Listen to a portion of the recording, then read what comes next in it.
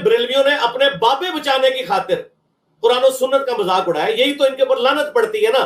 ये आज तक चिश्ती रसूलुल्लाह का दिफा करते रहे। ये छोटू, जो छोटू आके इफरीत का दिफा कर रहा है, ये छोटू उस मुनाजरे में बैठा हुआ है जिसमें उसने चिश्ती रसूलुल्लाह का दिफा किया। और ये छोटू ने क़यामत वाले दिन अल्लाह ने पूछना है, तू जितनी मुनाफिकत करता है, तूने सुभान अल्लाह कहा था चिश्ती रसूलुल्लाह के दिफा के ऊपर। तेरा बुनियादी अकीदा चिश्ती रसूलुल्लाह है। आज तू जितना मर्जी चीख ले, वो गुनाह तेरा माफ नहीं होना। उस गुनाह की एलानिया तौबा करेगा और तुझे तायब करवाने वाला जो है ना, बाबाओं के बाबा इंजीनियर साहब, उनकी तारीफ करेगा कि उसने मजबूर किया तुझे इस तौबा पर। तेरे किसी बुजुर्ग को तौफीक नहीं हुई। तेरे बुजुर्ग जो उस मुनाजरे में जिनके पीछे बैठ के तू सुभान अल्लाह कह रहा था ना, उनके जरिए तुझे तौबा नसीब नहीं हुई। तौबा इस हकीर के जरिए हुई है जिससे तुम्हारे लाखों बरेलवियों को अल्लाह ताला ने रसूलुल्लाह के कदमों तक पहुंचाया, चिश्ती रसूलुल्लाह को छोड़ के। और दूसरा, अशरी रसूलुल्लाह को आज तक गलत कह रहे हैं, उसके लिए भी कुछ तलाश कर लो ना कि तब्दील हो गया, ये हो गया, वो हो गया। छोटू तूने नहीं बचना। तुझे मैंने पहले कहा था, तेरे ये मामले की गेम ही नहीं है। बड़े को लॉन्च करो अपने को। बड़े इसलिए लॉन्च नहीं होते, उनको पता है कि जब छोटे जलील हो रहे हैं हम तो ज्यादा जलील होंगे। तो छोटू तूने झूठ बोला, पहले तूने चिश्ती रसूलुल्लाह का दिफा किया, तेरी वीडियो निकल आई, तू जलील हुआ, अब फिर तू जलील होगा ये इफरीत वाले मामले में। चलिए मुफ्ती साहब, आखिरी सवालात की तरफ बढ़ते हैं। और आखिरी सवाल सबसे क्रिटिकल सवाल है। जी जी। जैसा कि आप पे इल्ज़ाम भी लगाया जाता है और कहा जाता है कि स्टार्टिंग में आप एक जो कलमा है चिश्ती रसूलुल्लाह, उसका दिफा करते आए हैं पिछले 10-12 साल से, मगर ये कुछ टाइम बीच में गुजरा है जिसमें आप नाम आप बता दें कि इल्ज़ाम किसकी तरफ से लगाया जाता है, ताकि मैं खुल के ज़रा बात आपके सामने कर लूँ। जेएलएम के जो स्कॉलर हैं, इंजीनियर मोहम्मद की तरफ से ये और उनके स्टूडेंट की तरफ से इल्ज़ाम लगाया जाता है कि 10-12 साल से, क्योंकि आपकी वो वीडियो जो मुनाजरी वो नूरी वाला मुनाजरा है वो दिखाया जाता है बीच में, कि वहाँ पे आप बैठे हुए थे और उस चीज़ का दिफा कर रहे थे चिश्ती रसूलुल्लाह पर ना। और अभी कुछ टाइम गुजरा है तो आप कह रहे हैं हमारा ऐसी किसी किताबों से और ऐसे किसी वाक़या से कोई लेना देना नहीं है, ना हम इसका दिफा करते हैं और ना हम ऐसे किसी कलमे को डिफेंड करते हैं। और जब उनकी जानब से ये कहा जाता है कि आप इन किताबों को छापना बंद क्यों नहीं करते, तो आपकी जानब से कहा जाता है कि भाई हमारा तो इससे कोई ताल्लुक ही नहीं है। तो ऐसी कई चीज़ें बुखारी मुस्लिम में भी मौजूद हैं, तो क्या किताबों को जला दिया जाए, क्या उनको भी जला दिया जाए? तो यहाँ तक कहा जाता है जो हमारे बड़े इमाम हैं, इमाम अहमद रज़ा बरेलवी रहमतुल्लाह अलैह, उन्होंने खुद फतावा रिज़विया में सबा सनाबल की तारीफ़ की हुई है, उसमें अंदर भी एक कलमा मौजूद है। तो क्या अहले सुन्नत में कोई ऐसा कलमा पढ़ाया जाता है? मैं खुद 22 साल बरेलवी रहा हूँ, हमने तो ऐसा कोई कलमा नहीं पढ़ा, लेकिन वो आपका मुनाजरा दिखाया जाता है, वो कह रहे हैं देखा इन्होंने ये कलमा डिफेंड किया हुआ है और अब ये कह रहे हैं हमारा कोई ताल्लुक नहीं है। और कहा जाता है कि अगर इन्होंने अब रजू कर ली है तो हमारा नाम लेकर रजू करें कि भाई हमें मुजद्दिद माने, तो रजू करें और माफ़ी मांग लें और जान छड़वाएं इस चीज़ से। तो प्लीज़ आइए चिश्ती रसूलुल्लाह मसला भी हल करवा। देखिए, मैं इस पर इंशाल्लाह आपके सामने पूरी तफसील बयान करूँगा।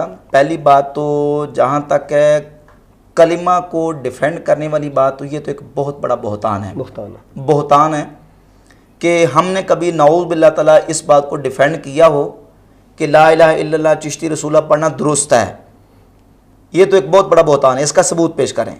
मुनाजरे की तरफ मैं बाद में आता हूँ। पहले ये जो दावा है ना कि हमने कभी ये कहा हो कि चिश्ती रसूलुल्लाह कहना दुरुस्त है या सही है, ये एक बहुत बड़ा बहतान है, बहुत बड़ा इफ्तिरा है। ये अगर ये इस बात को डिफेंड करना कि जिन बुजुर्गों की तरफ इस कलिमे की निस्बत की गई है उन बुजुर्गों को हम वलीउल्लाह मानते हैं और उनकी विलायत के ऊपर हमें कोई तरद्दुद नहीं है और हम उनको मुसलमान मानते हैं, और उनको जो ये कहे कि इस कलमे की बुनियाद पे काफिर कहो और हम ये कहें कि हम उनको काफिर नहीं कहते, इसको चिश्ती रसूलुल्लाह का दिफा करना कहा जाए तो ये दिफा तो मिर्जा मोहम्मद अली जेलमी ने खुद किया है। क्यों? इसलिए कि मिर्जा से सवाल किया गया कि ख्वाजा मोइनुद्दीन अजमेरी रहमतुल्लाह की तरफ ये कलिमा मंसूब किया जाता है और उन्होंने ये कलिमा पढ़ाया है, तो अली भाई पर आप उनको काफिर क्यों नहीं कहते? तो मिर्जा ने उसका जवाब ये दिया था कि देखें जी, वो 800 साल पुराने बुजुर्ग हैं, हो सकता कि उनकी तरफ ये बात मंसूब कर दी गई हो। इबारत में फतवा लगाते हैं और फिर उसमें यह भी चांस होता है जो बहुत पुराना बुजुर्ग हो सकता है उसकी तरफ कोई बात मंसूब कर दी गई हो। हमने इसलिए पकड़ी हुई है कि उनके जो पीछे चल रहे हैं ना लोग, वो तो कहते हैं ये उन्हीं की बातें ऑन करते हैं, तो फिर हम उनको कहते हैं फिर ठीक है, फिर तुम्हारी पब्लिक को हम बताएंगे और बुजुर्गों से जान छुड़ाएंगे। हमें तो एक बहाना चाहिए था ना, हमें तो मिल गया अल्हम्दुलिल्लाह। और हम अपने कंधों पे 8000 हुस्नेदार रख के इसको कहते हैं कि उन्होंने ये बात नहीं है।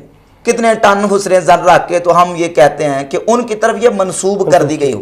اس کا مطلب یہ ہے کہ آپ بھی چشتی رسول اللہ کا دفاع کر رہے تھے, کیونکہ آپ تو کہہ رہے ہیں نا ان کی طرف منسوب کر دی گئی ہو, اور اس بنیاد پہ آپ ان کو کافر کہنے سے گریز کر رہے ہیں. تو اس کا مطلب یہ کہ ڈیفینڈ تو آپ نے بھی کیا, اور آپ نے یہ کب سے توبہ کی ہے؟ مرزا صاحب سے میرا سوال ہے. رہ گئی بات میری یہ کہ میں نے ڈیفینڈ کیا. پہلی بات یہ تقریباً یہ 11-12 سال پرانا مناظرہ, نہ اس میں مناظر نہ اس میں صدر مناظر, میں ایک سمجھنے کے زیادہ سے زیادہ آپ معاون کی حیثیت سے وہاں ساتھ بیٹھا ہوں, اور اس میں بھی جو ڈیفینڈ کرنے کا الزام ہے نا کہ چشتی رسول اللہ کو ڈیفینڈ کیا گیا, یہ ایک بہتان ہے.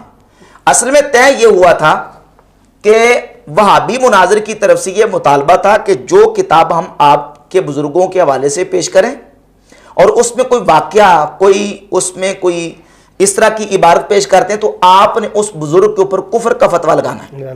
یہ مطالبہ تھا. تو کفر کا جو فتویٰ ہے اس کے لیے ہم نے جواب دیا تھا کہ کفر کا فتویٰ اس طرح نہیں لگ سکتا, اور اس کے لیے میں نے 12 مرتبہ مثالیں بھی پیش کی ہیں کہ صحیح بخاری کے اندر حدیث موجود ہے. نبی پاک علیہ الصلوۃ والسلام نے ایک قوم بنی اسرائیل کے شخص کا واقعہ بیان کیا تھا کہ اس نے مرتے وقت اپنے بچوں کو کہا تھا کہ میری میت کو جلا دینا اور اس کی خاک اڑا دینا. لئن قدر علی ربی, اگر میرے رب نے مجھ پر قدرت پائی تو مجھے ایسا عذاب دے گا کہ کبھی اس نے ایسا کسی کو عذاب نہیں دیا ہوگا. شارحین حدیث نے اس پر پھر کلام کیا اور کہا کہ یہ تو جملہ کفریہ ہے, بظاہر جملہ کفریہ ہے. تو اب یہ جو جملہ کفریہ اس نے کہا ہے, اس کی بنیاد پہ وہ کافر کیوں نہیں, اور اس کی آخرت میں بخشش کیوں ہوگی, وہ جنت میں کیوں چلا گیا؟ تو اس کا جواب یہ دیا کہ یہ جملہ اس سے شدت خوف میں سرزد ہوا.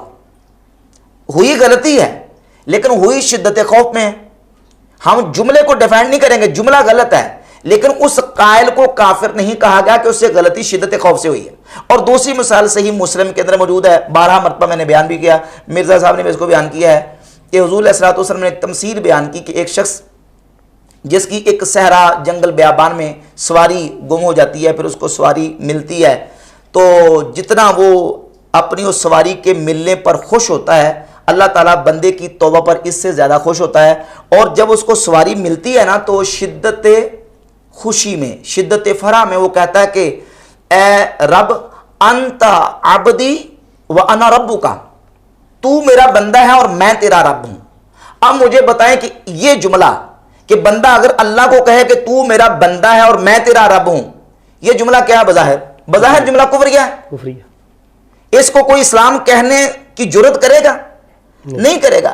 لیکن اس حدیث کے اندر موجود ہے کہ اخطا من شدت الفرح, اس سے یہ غلطی اور خطا ہوئی ہے شدت فرح میں, یعنی خوشی کی شدت میں وہ اپنے حواس کھو بیٹھا اور اس سے یہ جملہ سرزد ہوا ہے. جملے کو ہم ڈینائی کریں گے, جملے کی نفی کریں گے, لیکن اس جملے کی بنیاد کے اوپر اس شخص پر کفر کا فتویٰ نہیں. اب اگر کوئی بندہ یہ کہے کہ میں اس پر کفر کا فتویٰ نہیں لگاؤں گا کیونکہ جس وقت اس سے یہ جملہ نکلا وہ اس وقت اس حالت میں تھا کہ ایسے موقع پر فتویٰ نہیں لگتا, تو کیا وہ اس جملے کو ڈیفینڈ کر رہا ہے؟ نہیں کر رہا نا. وہ جو چشتی رسول اللہ کی عبارت اس نے پیش کی ہے بابی مناظر نے, اس پر ہمارے مناظر نے یہ جواب دیا کہ تم یہ کہتے ہو کہ اس واقعے کی بنیاد پہ کفر کا فتویٰ لگاؤ. ہم کفر کا فتویٰ نہیں لگا سکتے. کیوں؟ اس لیے کہ یہ ایسے موقع پہ یہ علی سبیل تنزل بات ہے. اس واقعے کو 2 منٹ کے لیے ان کی طرف جو منسوب کیا گیا, 2 منٹ کے لیے اگر اس بات کو مانا بھی جائے کہ ان کی طرف واقعہ جو منسوب کیا گیا درست ہے, تو جملہ تو دیکھو نا, جو تم نے عبارت پڑھی ہے اس عبارت کے اندر موجود ہے کہ خواجہ پر کیفیت آ رہی تھی, یعنی اس کیفیت میں, اس حالت میں ان سے یہ جملہ اور واقعہ سرزد ہوا ہے کہ جس حالت میں شریعت کا قلم نہیں چلتا, فتویٰ نہیں لگ سکتا. تو اس بنیاد پہ ہم فتویٰ کفر کا کیسے لگا دیں؟ یہ اتنا ڈیفینڈ کیا گیا کہ ہم کفر کا فتویٰ نہیں لگا سکتے. باقی رہ گئی وہ مناظرہ تھا. مناظرہ کے اندر مناظر سے جو جواب وہاں ان سے بن پڑا, انہوں نے جواب دیا. تحقیقی جواب اس کا میں نے بحمد اللہ تعالیٰ دلائل کے ساتھ اس بات کو ثابت کیا کہ یہ واقع خواجہ معین الدین رحمۃ اللہ کی طرف جھوٹا منسوب ہے. محمد علی مرزا نے خود جو ریسرچ پیپر لکھا ہے اس کے اندر اس واقعے کو خواجہ بختیار کاکی کی طرف منسوب کیا ہے کہ خواجہ بختیار کاکی کے پاس ایک شخص آیا تو انہوں نے کہا کہ پڑھ چشتی رسول اللہ. ٹھیک ہے, नंबर 2 हश्त बहिश्त का हवाला देता है। हश्त बहिश्त के अंदर ये वाक़या ख्वाजा मोइनुद्दीन अजमेरी की तरफ मंसूब है कि उनके पास बंदा है, उन्होंने कहा पढ़ चिश्ती रसूलुल्लाह। और तीसरा ये कि ये वाक़या जब सवा सनाबिल के अंदर हश्त बहिश्त से ही मनकूल वहां दर्ज किया गया, तो वहां ना ख्वाजा मोइनुद्दीन का नाम है, ना ख्वाजा बख्तियार काकी का नाम है, बल्कि वहां नाम है कि कोई ख्वाजा यूसुफ चिश्ती थे, उनकी तरफ मंसूब है कि उनके पास बंदा है, तो उन्होंने कहा पढ़ चिश्ती रसूलुल्लाह।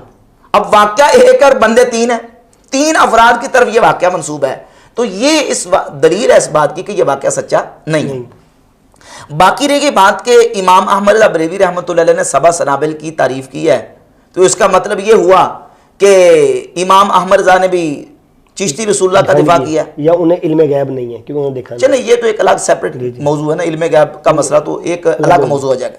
मसला ये कि उन्होंने डिफेंड किया क्योंकि कुफर की बात हो रही है ना, कुफर के फतवे की गुस्ताखी की बात हो रही है। तो अब यह है कि क्या इस बुनियाद पे आप ये कहेंगे कि उन्होंने चिश्ती रसूलुल्लाह को डिफेंड किया? वो तो खुद फतावा रज़विया में लिख रहे हैं कि जो ये कहे मन काला अना रसूलुल्लाह, जो बंदा ये कहे कि मैं रसूलुल्लाह हूं, या फारसी में ये कहे कि मन पैगंबरम, और मुराद ये ले कि मैं पैगाम लाने वाला हूं, तो तब भी फरमाते वो काफिर हो जाएगा।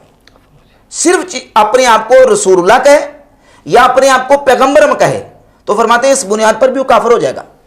जब वो इस कदर जो ना वो वाज़े फतवे दे रहे हैं, तो वो चिश्ती रसूलुल्लाह के वाक़े को कैसे डिफेंड करेंगे? और खुद फतावा रज़विया के अंदर इमाम अहमद रज़ा खान अलैहि रहमान ने लिखा है कि मशाइख़ चिश्त की किताबों के अंदर इल्हाकात हुए, और कोई रिसाला या कोई किताब बुजुर्गों की तरफ मंसूब होने का यह मतलब नहीं है कि उसकी हर बात जो है वो उनसे साबित है।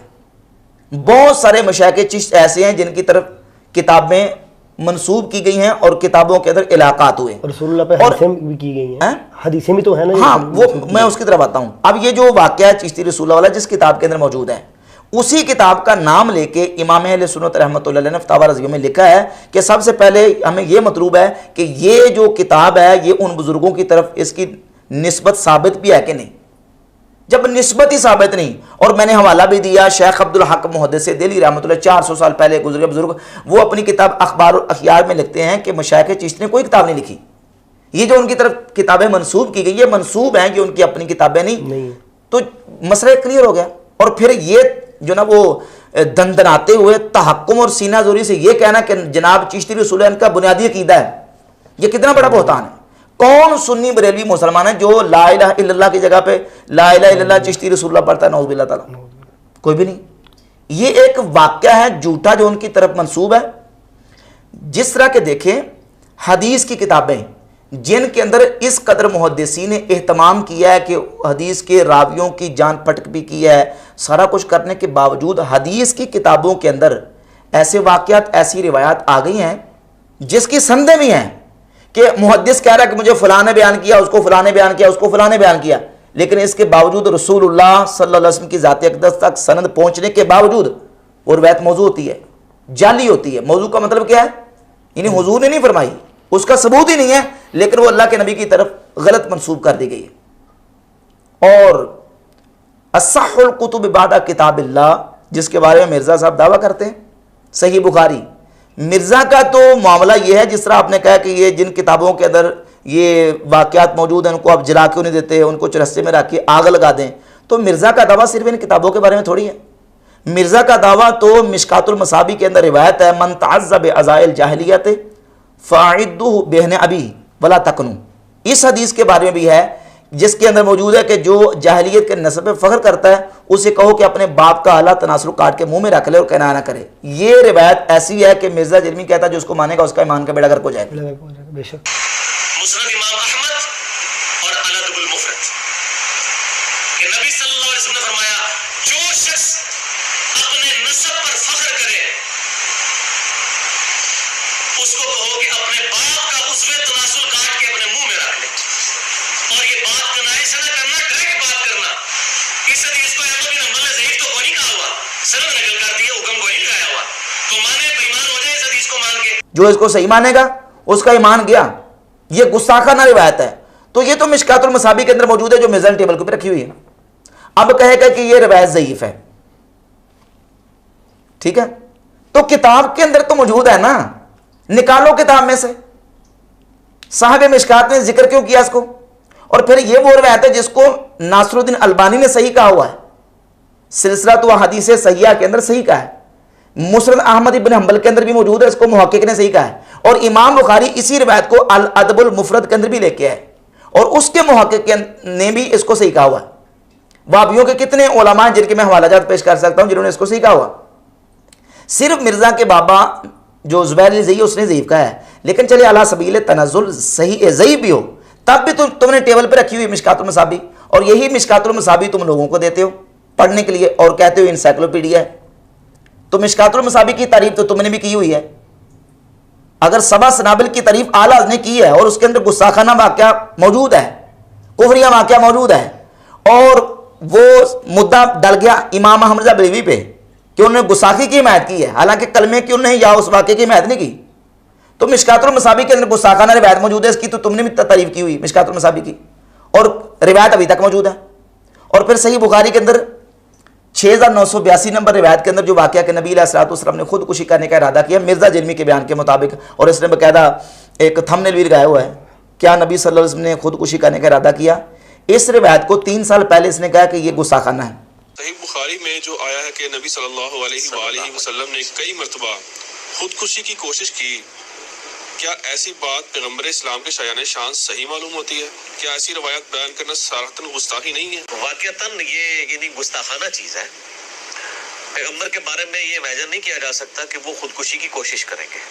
ضعیف ہے یہ، سوری گستاخانہ ہے، اور گستاخانہ ڈکلیئر کرنے کے بعد اب سوال یہ پیدا ہوتا ہے کہ یہ اصح الکتب بعد کتاب اللہ جس کتاب کے بارے میں دعویٰ کرتے ہیں اس کے اندر واقعہ موجود ہے، تو وہ بات جو تم نے کہا کہ گستاخانہ واقعہ ہے اس کو نکالو، کتابوں کو آگ لگا دو، امام بخاری نے یہ واقعہ صحیح بخاری کے اندر ذکر کیا ہے، کیا امام بخاری نے کہیں فوٹو نوٹ پہ یہ لکھا ہے کہ یہ گستاخانہ روایت میں ذکر کر رہا ہوں؟ کسی حدیث کے شارح نے، فتح الباری کو اٹھا لیں، عمدۃ القاری کو اٹھا لیں، ارشاد الساری کو اٹھا لیں، ان میں سے شارحین میں سے کسی نے یہ کہا کہ یہ واقعہ گستاخانہ ہے؟ مرزا نے اس کو کہا گستاخانہ۔ اب چونکہ مرزا کہہ چکا تھا اور جو اس نے دعوے کیے تھے تصوف کی کتابوں کے خلاف، ان دعووں کے مطابق ان کتابوں کے بارے میں بھی وہ فتویٰ آتا تھا کہ ان کو جلا دیا جائے اور ان میں سے یہ واقعات نکالے جائیں، نہ واقعہ نکال سکتا ہے نہ جلا سکتا ہے۔ تو اب 3 سال بعد یو ٹرن لیتے ہوئے یہ رجوع کر لیا اس سے۔ بخاری شریف میں حدیث ہے کہ نبی علیہ السلام نے خودکشی کی کوشش کی، کیا یہ حضور علیہ السلام کے بارے میں گستاخی نہیں ہے؟ نعوذ باللہ۔ دیکھیں میں نے بھی کسی زمانے میں یہ جذبات میں آ کے بول دیا تھا کہ یہ گستاخانہ بات ہے۔ اب سوال یہ پیدا ہوتا ہے کہ مرزا بتایا کہ رجوع کس نے کروایا؟ چشتی رسول اللہ سے کہتا ہے رجوع میں نے کروایا ہے، میرے حوالے سے جو ہلکے لفظ استعمال کرتا میں نہیں کروں گا، مجھے رجوع مرزا انجینئر نے کروایا ہے۔ اب سوال یہ ہے کہ صحیح بخاری کی 6982 نمبر روایت کے اندر جس واقعے کو تم نے 3 سال پہلے گستاخانہ کہا تھا اور اب تم یہ کہہ رہے ہو کہ وہ جذبات میں میرے منہ سے نکل گیا تھا، بیان کیا دے رہے ہیں؟ جذبات میں۔ اس کا مطلب یہ ہے کہ محمد علی مرزا وہ گستاخی کسی کو اگر ڈکلیئر کرتا ہے تو جذبات میں کرتا ہے چیزیں، یہ اس کا موقع جذبات میں تھا، تو جذبات میں نکل گیا تو اس کے بعد رجوع کر لیا۔ اور رجوع بھی کیسے کی ہے؟ اندھا کنا رجوع کیا، میرے شاگرد نے بتایا تو تمہارے شاگرد نے بتایا، میں نے بتایا ہے اور تمہارے شاگرد نے پہلے مجھے جواب دینے کی کوشش کی ہے، اور پھر یہ کہا ہے کہ ہم علی بھائی سے رجوع کروا لیں گے، اور وہ جو رجوع کرا ہے جس بنیاد کے اوپر، اور حوالہ کیا دے رہا ہے، دلیل کیا پکڑ رہے ہیں؟ دلیل جناب سیدنا یوسف علیہ السلام کے واقعہ سے استشہاد کرتے ہوئے سورہ یوسف کی آیت ہے نا، وَلَقَدْ هَمَّتْ بِهِ وَهَمَّ بِهَا لَوْلَا أَن رَأَىٰ بُرْهَانَ رَبِّهِ، کہ تحقیق اس عورت نے قصد کیا اور یوسف بھی قصد کر لیتے اگر اپنے رب کی برہان نہ دیکھتے۔ اس واقعے سے دلیل پکڑی کہ دیکھیں یوسف علیہ السلام نے بھی قصد کیا تھا نا، وہ کب کیا تھا؟ وہ تو کر لیتے۔ دیکھیں اس واقعے کا یوسف علیہ السلام کے واقعے کے ساتھ تعلق نہیں بنتا، اس میں یہ ہے کہ یوسف علیہ السلام قصد کر لیتے اگر اپنے رب کی برہان نہ دیکھتے، اور اس روایت کے اندر ہے کہ نبی علیہ السلام نے بار بار قصد کیا، ارادہ کیا، تو قصد کر لیتے ہیں اور ارادہ کیا دونوں کے اندر فرق ہے۔ اس دلیل کی بنیاد پہ کہتا میں نے رجوع کر لیا ہے اور وہ جذبات میرے منہ سے نکل گیا تھا۔ تو باقی چشتی رسول اللہ والے واقعے کو نہ کبھی ہم نے پہلے ڈیفینڈ کیا تھا نہ اب ڈیفینڈ کرتے ہیں، وہاں ڈیفینڈ جو مناظرہ کے اندر کیا گیا تھا وہ ان بزرگوں کو کیا گیا تھا جو 800 سال پہلے تقریباً گزر گئے، اور ان کی طرف یہ واقعہ منسوب، اور جو واقعہ اس وہابی مناظر نے سبع سنابل کتاب سے پیش کیا تھا اس کے اندر بھی یہ لکھا ہوا کہ ایسی حالت میں ان سے یہ واقعہ سرزد ہوا کہ کیفیت آ رہی تھی، جس طرح کہ میں نے صحیح بخاری مسلم سے 2 روایات آپ کے سامنے رکھی ہیں، اور اس کی بنیاد پہ میں نے کہا کہ شارحین نے لکھا ہے کہ ان الفاظ کی بنیاد پہ کفر کا حکم نہیں لگتا، کیونکہ وہ شدت فرح اور شدت خوف میں ان سے یہ الفاظ نکلیں۔ اور باقی اس حوالہ سے ایک اور بھی میں مرزا محمد علی کے ریفرنس سے پیش کر دیتا ہوں کہ مرزا محمد علی نے دیوبندی تبلیغی جماعت کے مبلغ طارق جمیل صاحب کی کتاب ہے گلدستہ اہل بیت، اس کی تعریف کی ہے، اور اس کتاب کے بارے میں نبی کریم علیہ الصلوۃ والسلام کی ذات اقدس کے حوالے سے خواب بھی بیان کیا، یعنی حضور علیہ الصلوۃ والسلام نے اس کتاب کو پسند کیا۔ اگلا سوال ہے جی کہ آپ نے مولانا طارق جمیل صاحب کی ایک کتاب ہے گلدستہ اہل بیت، اس کو پروموٹ کیا ہے، حالانکہ اس کتاب کے اندر بھی سیدنا حسین علیہ السلام کی طرف منسوب وہ جھوٹا افسانہ ہے جس میں 3 شرائط کا ذکر ہے، اس حوالے سے آپ کیا کہتے ہیں؟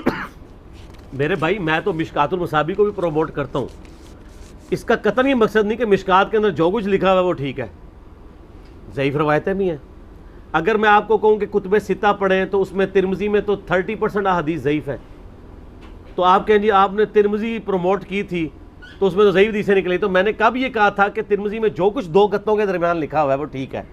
وہ سر ایک ہی کتاب ہے اللہ کی کہ جو 2 گتوں کے درمیان سب کچھ ٹھیک لکھا ہوا ہے۔ باقی اپنی تھیم کے اعتبار سے وہ ایک اچھی ایفرٹ ہے گلدستہ اہل بیت۔ باقی اس میں یہ بھی بتایا تھا کہ مولانا طارق جمیل صاحب کو کسی نے یہ بتایا کہ نبی الاسلام خواب میں آئے ہیں اور انہوں نے اس کتاب کو پسند فرمایا۔ اس کا قطعاً یہ مقصد نہیں ہے کہ نبی الاسلام نے کوئی چیز پسند فرمائی ہے تو اس کا یہ مطلب ہے کہ 100% اس میں سب کچھ ٹھیک لکھا ہوا ہے۔ کسی کو پسند نہ پسندیدگی کا معاملہ 100% نہیں ہوتا۔ اگر آپ کو کوئی بندہ پسند ہے تو کیا آپ اس کی 100% عادتوں کو پسند کر رہے ہوتے ہیں؟ نہیں، چاند ایک باتیں آپ کو اچھی لگ رہی ہوتی ہیں۔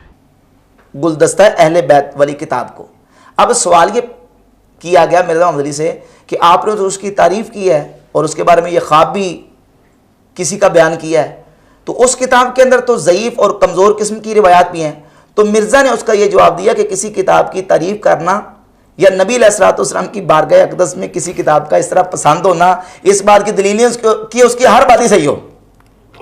جب اپنی بات آتی ہے تو لمی پا لیندے ہو، اور جب ہماری بات آتی ہے تو آپ کہتے ہیں اعلیٰ نے تعریف کر دی ہے سبع سنابل کی، ثابت ہو گیا کہ چشتی رسول اللہ یہ بریلویوں کا بنیادی عقیدہ ہے۔ بہت بڑا بہتان ہے، الزام ہے، جھوٹ ہے۔ اس حوالے سے اگر کوئی اور بات آپ نے کریں تو کر لیں تاکہ یہ سارا مسئلہ آج کلیئر ہو جائے۔ جزاکم اللہ خیرہ۔ مین چیز یہی تھی کہ عوام یہی سمجھ رہی ساری کہ آپ ان چیزوں کو ڈیفینڈ کرتے ہیں، اور کوئی بھی آپ سے کوئی ایسا سوال کر نہیں رہا تھا۔ آپ نے ویسے اس پہ کافی ویڈیوز بنا دی ہیں، لیکن ہمارا مقصد یہی تھا کہ آپ کے جو فرقہ واری چل رہی ہے ان دوروں میں، اور لوگ ہمیں بار بار کہہ رہے ہیں کہ بھائی جو اہل سنت کا مین موقف ہے اور جو یہ چشتی رسول اللہ ہمارا بنیادی عقیدہ ہے، اس کی وجہ سے میں اٹلی سے چلا ہوں اس معاملے کو لے کے، یہاں تک کہ اس سوال میں پہلے کر چکا ہوں علی بھائی سے بھی، یہ میرے انٹرویو ہو چکا ان سے پہلے، تو میرے دل میں خواہش تھی کہ میں آپ کے پاس بیٹھ کے یہ چیز کو حل کیا جائے۔ تو جزاکم اللہ خیرہ۔ بس یہ چیز ہے کہ جن کتابوں میں یہ بھی آ رہا ہے وہ تو ایسا پرنٹر چھاپ رہے ہیں، تو ان سے عرض تو کی جا سکتی ہے کہ ایسے واقعے جو کمزور واقعے ہیں ان کو ختم کیا جائے، اور آنے والی جو نسل ہے ان میں جو ایسی چیزیں آ رہی ہیں جس وجہ سے معاملات خراب ہو سکتے ہیں، تو ایسی چیزوں کو نہ ہی چھاپا جائے تو بہتر ہے۔ میں کہتا ہوں اصولی طور پہ ہوتا یہ کہ اگر کوئی کتاب چھپتی آ رہی ہے نا اور اس میں کوئی ایسی بات ہے جو اصولی طور پہ غلط ہے، تو اصول یہ ہوتا ہے کتابوں کے حوالے سے کہ آپ فٹ نوٹ پہ حاشیے میں نیچے نوٹ لکھ دیں کہ اس کتاب کے اندر یہ جو بات ہے یہ بات غلط ہے یا یہ واقعہ ان کی طرف غلط منسوب ہے، ٹھیک ہے نا، اصولی طور پہ ہونا یہ چاہیے۔ تو ٹھیک ہے، جو محققین جو ریسرچر ہیں جب کسی کتاب کے اوپر تحقیق اور ریسرچ کرتے ہیں تو ان کو ایسا کرنا چاہیے، دلائل سے جب چیز ثابت ہو جائے کہ یہ واقعہ غلط منسوب ہے تو فٹ نوٹ پہ لکھ دینا چاہیے کہ یہ واقعہ غلط منسوب ہے، بس۔ اسی طریقے سے جیسے روایات کتابوں کے اندر جھوٹی احادیث موجود نہیں ہیں، حدیث کی کتابوں کے اندر من گڑت احادیث ہیں، تو محدثین لکھ دیتے ہیں کہ یہ روایت ضعیف ہے یا من گڑت ہے یا موضوع ہے، تو اس طریقے سے ہونا چاہیے۔ جزاکم اللہ خیرہ جی۔ ہمارا جو آج کا مقصد تھا یہاں پہ آنے کا، جو میرے دل میں سوالات تھے مفتی صاحب کے متعلق بھی اور اہل سنت کے عقیدے کے متعلق بھی، تو الحمدللہ میں کافی ان جوابات سے الحمدللہ میں ایگری کرتا ہوں.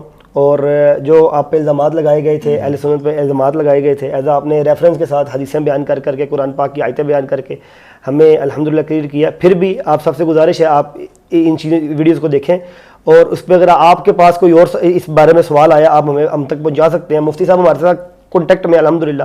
مجھے الحمدللہ اس چیز کا فخر ہے کہ میں کسی مفتی صاحب کو میسج کروں تو شاید ہفتے بعد جواب آئے، لیکن مفتی راجد صاحب کو جب بھی ہم نے رابطہ کیا ہے تو الحمدللہ فل فور جواب آیا. تو اس بارے میں جزاکم اللہ خیرہ، اور آپ سے انشاءاللہ رابطہ رہے گا. جو بھی معاملات ہوئے انشاءاللہ آگے بھی انشاءاللہ آپ سے رابطہ کیا جائے گا. جزاکم اللہ خیر. استقامت عطا فرمائیے. بہت شکریہ.